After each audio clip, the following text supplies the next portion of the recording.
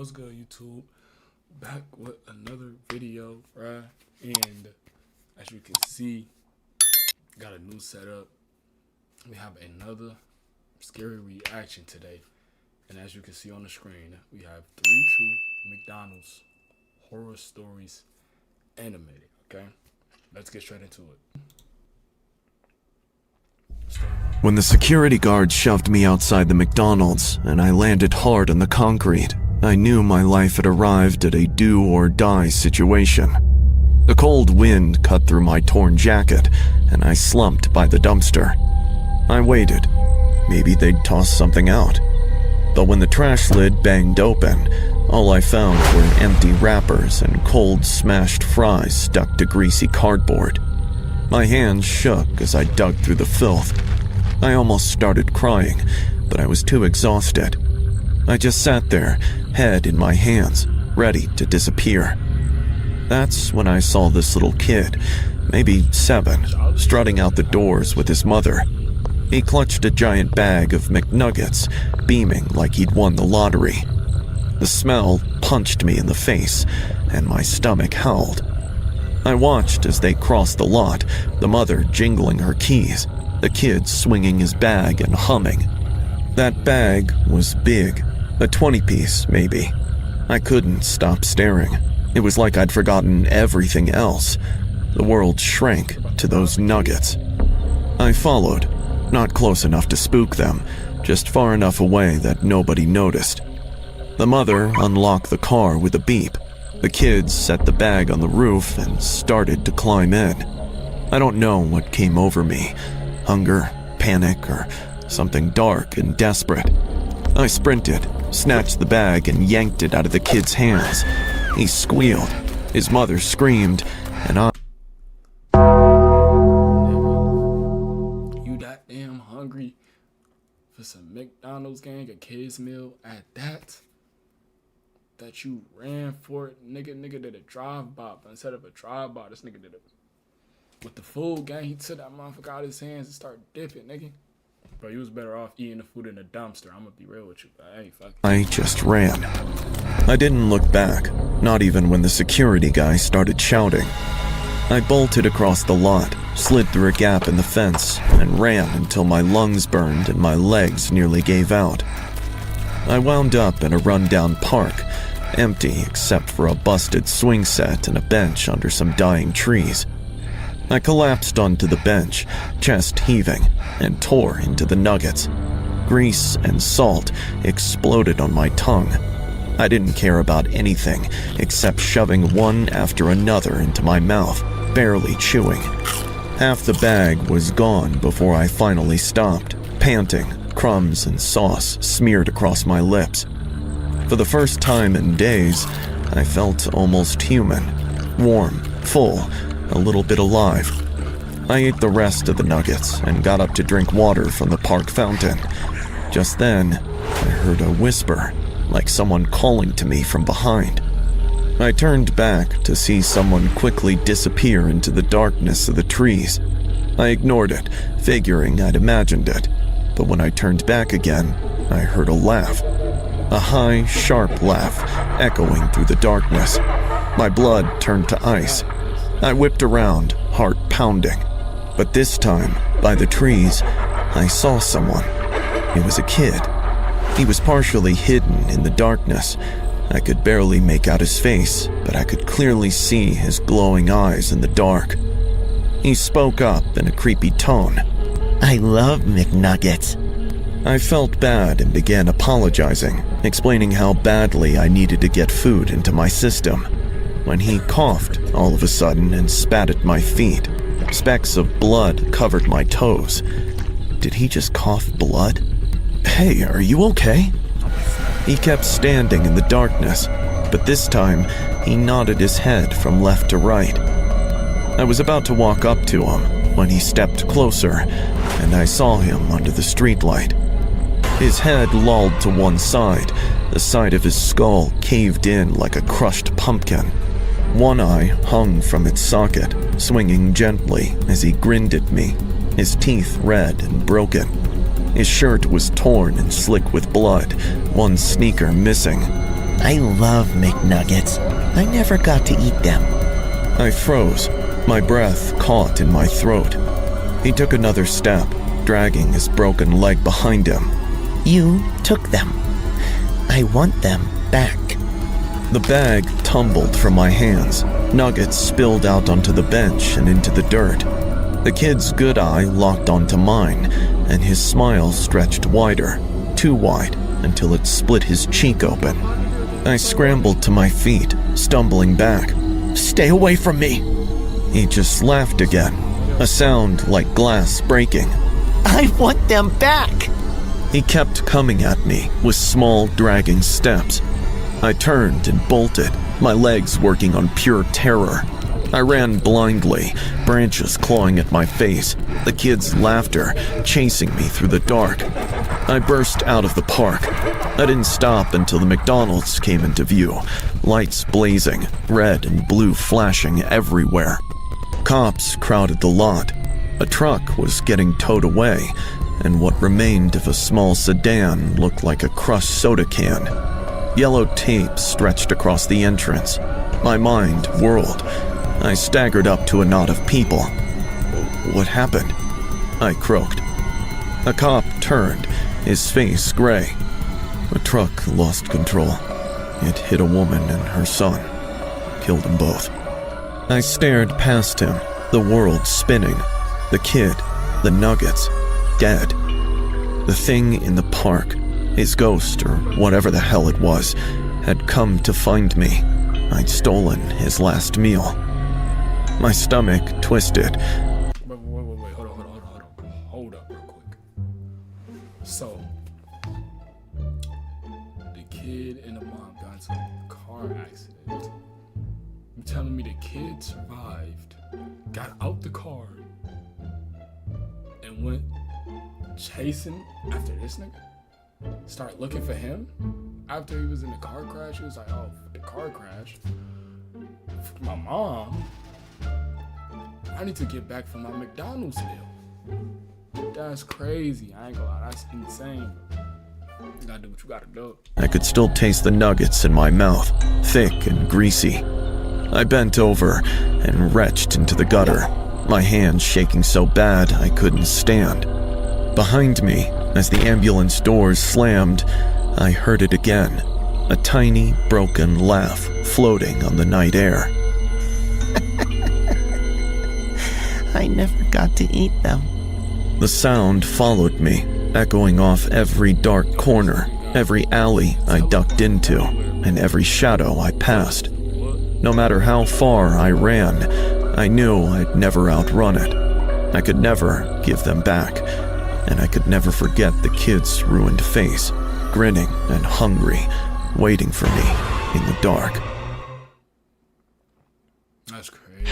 I wake up gasping, my bedsheets twisted around my legs like a straitjacket. My shirt sticks to my chest, soaked with sweat. My pulse hammers in my ears, drowning out the early morning birds outside my window. The nightmare is always the same. Me, sprinting down endless alleys, heart slamming, with the blood-soaked Ronald McDonald chasing me. His clown shoes slap the asphalt, echoing off the brick walls. He swings a gleaming axe above his head, red curls bouncing, his white face smeared with fresh blood. I always wake up before the blade hits me, but tonight, I swear I felt the cold steel graze my skin. Ever since my 15th birthday, even seeing those golden arches makes my stomach twist. I can't walk past a McDonald's. I can't even listen to the jingle on TV without breaking into a cold sweat. My parents think I'm just being dramatic. They don't know what happened. Not really. Last year, I was just a kid looking forward to a birthday party with my two friends, Mark and Theo. We'd done it every year since we were little. Burgers, fries, play place, the works. I didn't care that we were getting older. It was tradition. But this year, everything changed. I remember the sticky smell of fries, the squeal of little kids, and the cheap plastic of my party hat digging into my forehead. I was about to open my presents when I saw Samantha, She was sitting a few booths over, with glossed lips and perfect hair, surrounded by her friends. The kind of group that laughs just a little too loudly. I wanted her to notice me. I mean, who wouldn't? She was everything. Smart, popular, the kind of girl who made you feel like you mattered just by looking your way. So, I did something brave, or stupid. I stood up, walked over, and asked if she and her friends wanted to join us. I tried to sound casual, like it was no big deal. But Samantha just looked at me, then at my friends, then at the Happy Meal toys on our table. She laughed, loud enough for everyone to hear. Oh my God, Jeffy! Are you really having your birthday at McDonald's? What is this, a party for broke kids? Her friends cracked up. My cheeks burned. I could feel Mark and Theo's eyes on me, pitying me. I mumbled something, but I don't even remember what. I just wanted to disappear. I bolted to the bathroom, locked myself in a stall, and squeezed my eyes shut until the tears stopped. When I finally splashed cold water on my face and stepped back into the hallway, the world was blurry. That's when I saw him. At first, I thought he was just a guy in a costume, maybe some weird McDonald's employee on break. But there was something off. His suit was torn, smeared with ketchup. Or was it blood? His gloves were filthy, their fingertips gray and cracked. And his grin. God, that grin. It split his face so wide, I thought it would tear the skin. He leaned in close, so close I could smell his breath, like rotten meat and old milk. In a voice that sounded like nails scraping glass, he whispered, "You don't have to take that, Jeffrey. You could make her pay. Want to know how?" His eyes glittered, hungry in the flickering light. He started listing things, horrible things, ways to get revenge, stuff I didn't even know a person could say out loud. My skin crawled. I stumbled back, heart pounding, and ran for the door. I didn't care what anyone thought. I just needed to get out.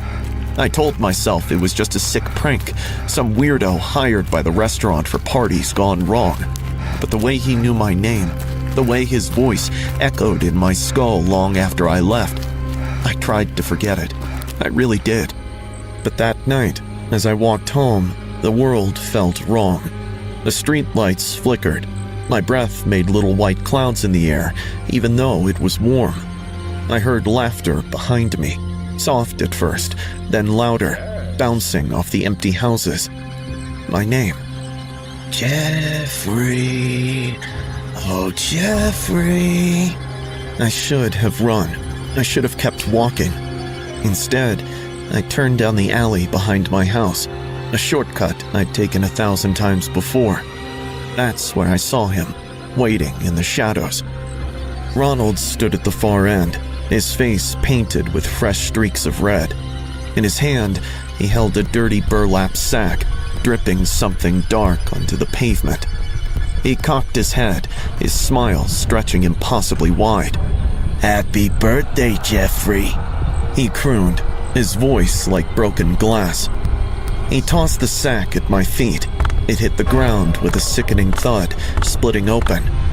Something round and pale rolled out, trailing hair. It was Samantha's head. Her eyes were wide, her lips parted in a silent scream. Blood matted her hair and dripped onto my shoes.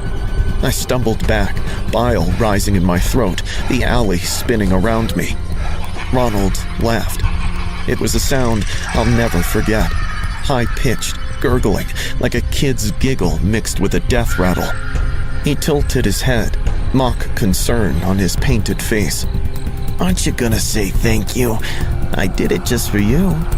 I screamed and ran so hard I barely remember getting home. I burst through the door, babbling to my parents, begging them to call the police. I told them everything.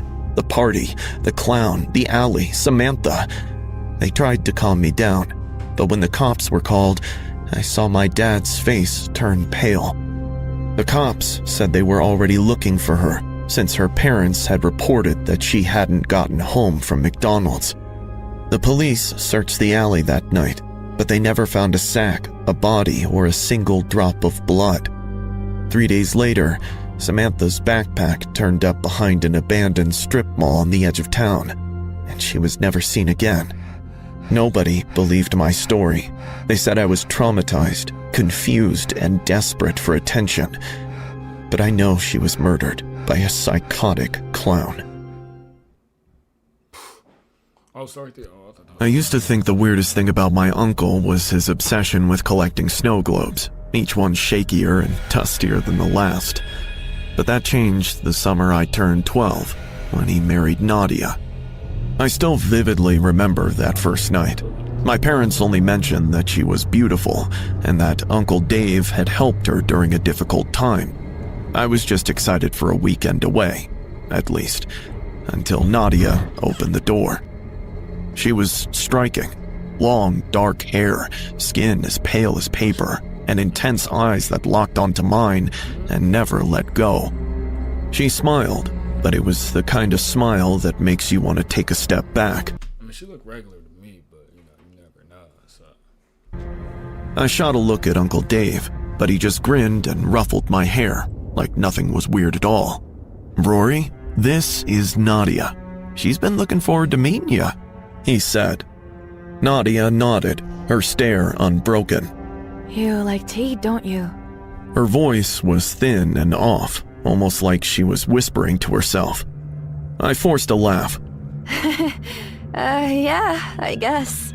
She leaned closer, her lips barely moving. You will eat well here, I promise. A chill crawled up my back, but I tried to shake it off. The evening started normal enough. We watched TV, or at least Uncle Dave and I did. Nadia sat on the arm of the couch, ramrod straight, hands folded, sometimes mumbling in a low, frantic way, sometimes just smiling at me, never blinking. Around 7, Uncle Dave clapped his hands. "Nadia, could you bring out dinner?" She blinked, confusion flickering across her face. I, forgot. He winced. "She's still recovering from some things," he said, not meeting my eyes. "I'll whip up something. Or, Rory, what do you want?" I tried to break the tension with a joke. Honestly, I wouldn't mind some McDonald's. I saw one store close by on my way here. Nadia's head snapped up, her whole face twisting with sudden hunger. She whispered, like she was savoring the word. Then, louder, We must have McDonald's. I want McDonald's now. Uncle Dave tensed. "Not tonight, Nadia. We'll eat at home." Nadia started to shake. No! McDonald's! I want it! Her voice spiked into a shriek that rattled the windows. Bring me McDonald's now! Uncle Dave leapt up, trying to calm. Yo, it's not that serious, gang. What did Nicki Minaj say? Like, it's not that serious. Trust me, I know that. Her, but Nadia was gone. Her face contorted, eyes popping, body shaking with rage. She screamed and screamed, tore at her hair and knocked over a lamp. I'd never seen anyone lose control like that. "Rory, go upstairs," Uncle Dave ordered over Nadia's screams. He wrestled her down the hall while she spat and kicked, animal-like. I bolted up the stairs, heart pounding, her screams echoing behind me. Eventually, the house went quiet. Uncle Dave knocked on my door, looking shattered. "I'm sorry, kiddo. She's not well. I locked her in her room to calm her down. I'll order you some McDonald's if you want."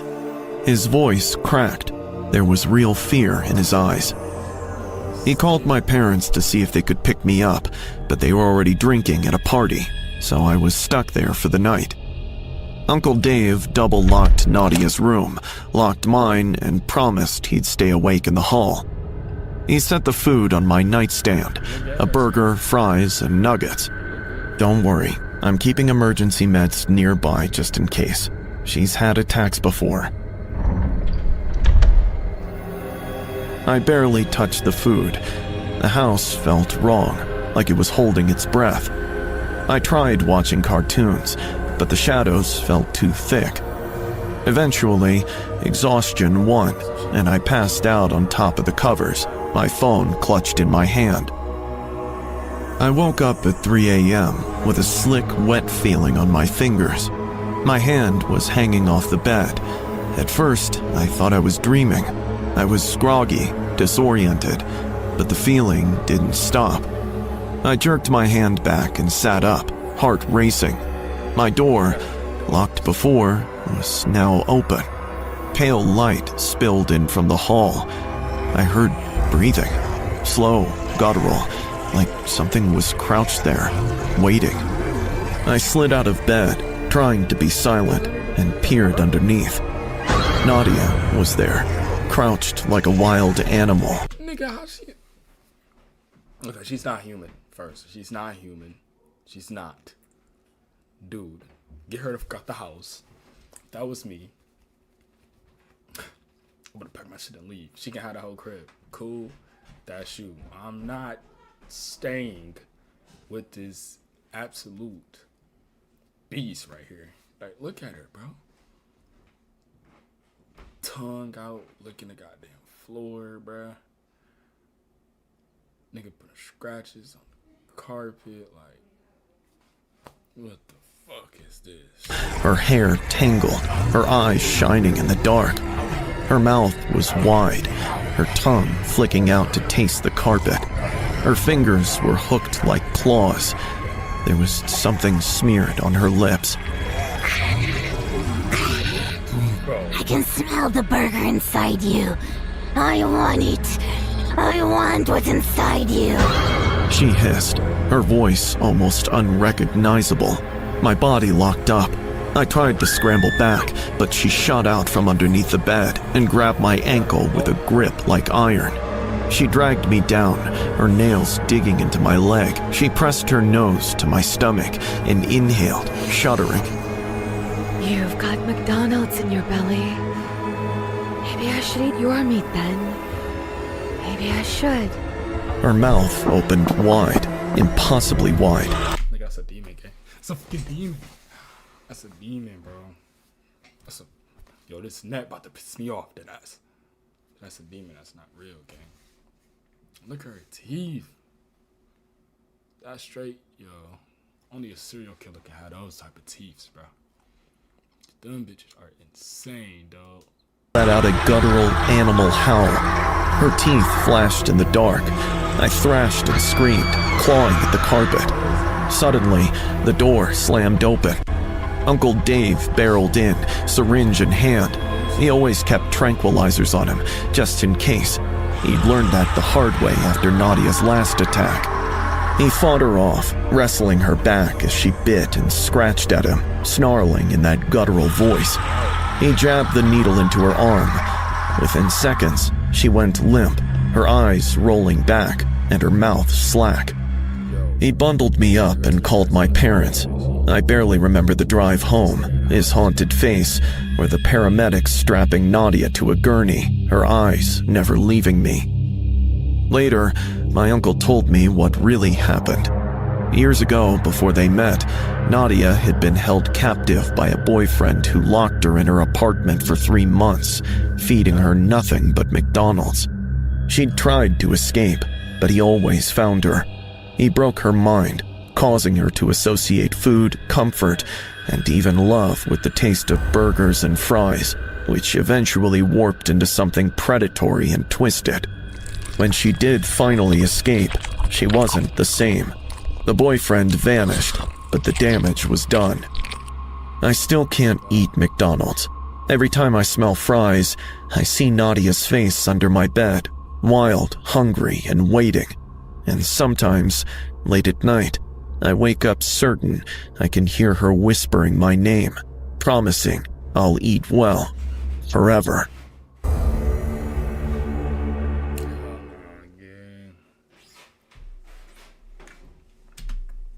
That's absolutely crazy, bruh. Over some McDonald's, though. Probably some Wendy's. McDonald's, though, is insane. But Like and subscribe if you're new. Yeah. See y'all in the next one.